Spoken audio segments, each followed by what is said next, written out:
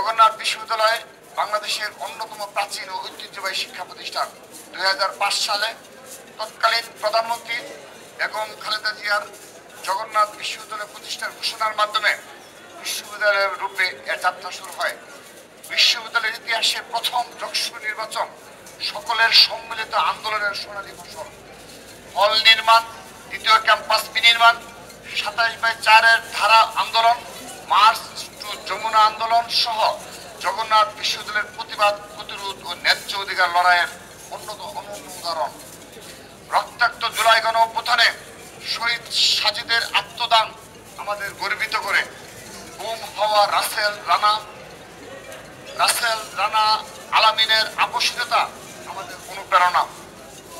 স্বৈরাচার বিরুদ্ধে আন্দোলন, 90-এর গণ অভ্যুত্থান, 1/11, দীর্ঘ 17 বছর ফ্যাসিবাদ বিরুদ্ধে লড়াই আমাদেরকে আত্মদানে অনুপ্রেরণা যোগায়। শিক্ষার্থীদের কার্যকর প্রতিনিধিত্ব নিশ্চিত করার লক্ষ্যে আগামী 22 ডিসেম্বর 2025 তারিখে অনুষ্ঠিত হতে যাচ্ছে সকলের অতি আকাঙ্ক্ষিত যশস্বী। আসন্ন যশস্বী নির্বাচনে গণতন্ত্র, সাম্য, মানবিকতা, বহুমত ও মতাদর্শের পারস্পরিক সহাবস্থান, অবাধ মত প্রকাশের স্বাধীনতা, মানসম্মত উচ্চশিক্ষা, দ্বিতীয় ক্যাম্পাস বিনির্মাণ ত্বরান্বিত করা, ক্যাফেটেরিয়ার খাবারের মান বৃদ্ধি, দেশীয় সংস্কৃতি ও সভ্যতার লালন, শিক্ষার্থী বান্ধব সহনশীল ছাত্র রাজনীতি, বহু বর্ণের বৈচিত্র্যময় ও নিরাপদ ক্যাম্পাস বিনির্মাণের লক্ষ্যে ঐক্যবদ্ধ নির্ভীক জবিয়ান প্যানেল ঘোষণা করছি। উপস্থিতি, আমরা বিশ্বাস করি এই একটি ঐক্যবদ্ধভাবে নির্ভীক জবিয়ান প্যানেল অবশ্য সাধারণ শিক্ষার্থীদের সত্যিকারের মুখপাত্রের মতো কাজ করবে এই ক্যাম্পাসে ইনশাআল্লাহ। ঘোষণা করছি ঐক্যবদ্ধ নির্ভীক জবিয়ান প্যানেল 2025 সহ-সভাপতি পদে এই ঐক্যবদ্ধ নির্ভীক জবিয়ান প্যানেল মোহাম্মদ রাকিব অর্থাৎ AKM রাকিবকে মনোনীত করেছে এবং সাধারণ সম্পাদক হিসাবে আমরা মনোনীত করেছি খাদিজাতুল কুবরাকে। আমরা মনোনীত করেছি ছাত্রদলের যুগ্ম আহ্বায়ক এবং সহ-সাধারণ হিসাবে আমরা মনোনীত করেছি জগন্নাথ বিশ্ববিদ্যালয়ের প্রিয় মুখ, জুলাই আগস্ট গণ অভ্যুত্থানের অন্যতম নেতৃত্ব দানকারী PM আতিকুর রহমান তানজিয়াকে করেছি। সেই সাথে মুক্তিযুদ্ধ ও গণতন্ত্র সম্পাদক পদে অনিক কুমার দাসকে আমরা মনোনীত করেছি। শিক্ষা ও গবেষণা সম্পাদক পদে নুসরাত চৌধুরী জাফরিকে আমরা মনোনীত করেছি। বিজ্ঞান ও প্রযুক্তি সম্পাদক পদে মোহাম্মদ মাশফিকুল ইসলামকে আমরা মনোনীত করেছি।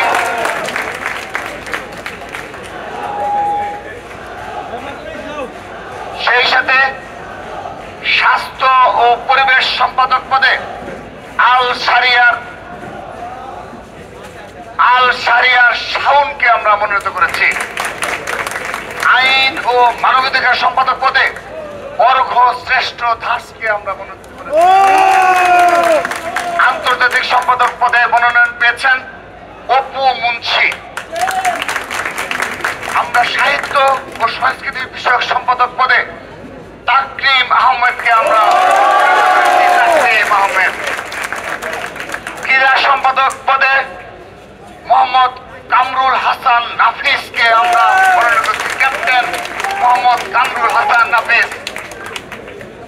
পরিবহন সম্পাদক পদে মাহিদ হাসান মনোনয়ন পেয়েছে। মাহিদ হাসান।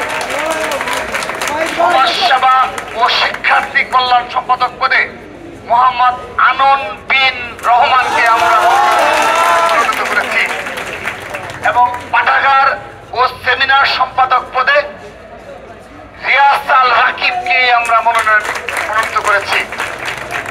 সেই সাথে সদস্য পদে আমরা সাতজন সদস্য, তার মাঝে আমরা 6 জন সদস্যের নাম ঘোষণা করছি। আরেকজনকে আমরা পরবর্তীতে আপনাদের জানিয়ে দেব। 1 নং সদস্য হিসাবে ইমরান হাসান ইমনকে আমরা মনোনয়ন করেছি। ইমরান হাসান ইমন 1 নং সদস্য পদে এই প্যানেল থেকে ঐক্যবদ্ধ নির্ভীক জবিয়ান প্যানেল থেকে ইমরান হাসান ইমন আমাদের প্যানেল থেকে নির্বাচন করবেন।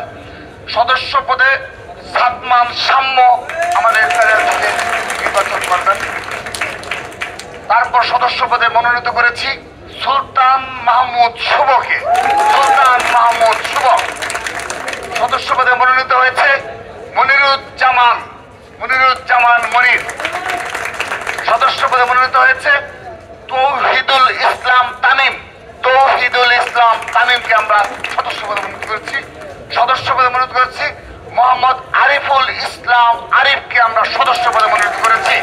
আরেকটি সদস্য পদ আমরা পরবর্তীতে ঘোষণা করব।